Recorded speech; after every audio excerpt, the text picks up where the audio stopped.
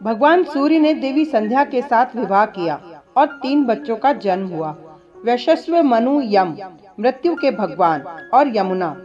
हालांकि संध्या सूर्य के लिए एक पवित्र पत्नी थी, लेकिन वह सूर्य की चमकदार प्रतिभा और गर्मी को सहन न कर सकी। इसलिए वह सूर्य की प्रतिभा का सामना करने के लिए आवश्यक शक्ति हासिल करने के लिए तपस्या करने की इच्छा भी रखती थी, या अपनी तपस्या के परिणाम स्वरूप हासिल की गई अपनी प्रतिभा को भी आगे बढ़ाना चाहती थी।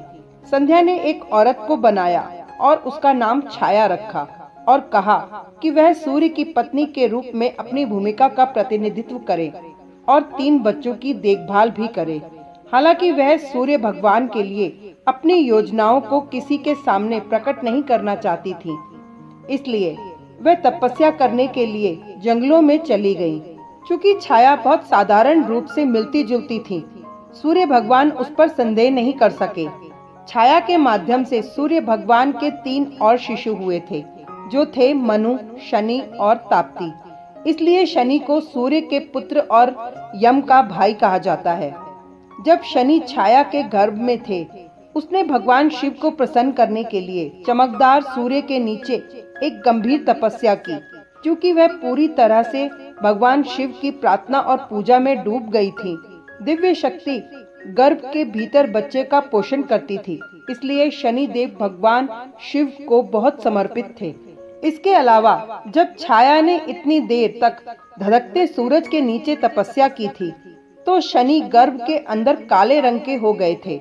जैसे ही शनि देव का जन्म हुआ, सूर्य भगवान ने उनके रंग को देखकर तुच्छ जाना और इस बात पर संदेह किया कि क्या शनि का जन्म उनके पास हुआ था। नाराज हुए शनि देव ने जब अपने पिता पर नाराज नजर डाली, तो शनि देव की शक्ति के कारण सूर्य भी काले रंग में झुलस गए थे। बाद में सूर्य ने अपनी गलती के लिए पश्चाताप किया और भगवान शिव की पूजा की, तो उन्होंने उन्हें बताया कि शनि इतने काले क्यों थे।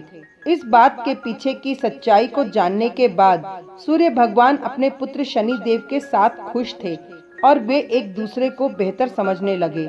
शनि देव भगवान शिव के एक प्रेरक शिष्य बन गए और सभी ज्ञान उनसे सीख गए।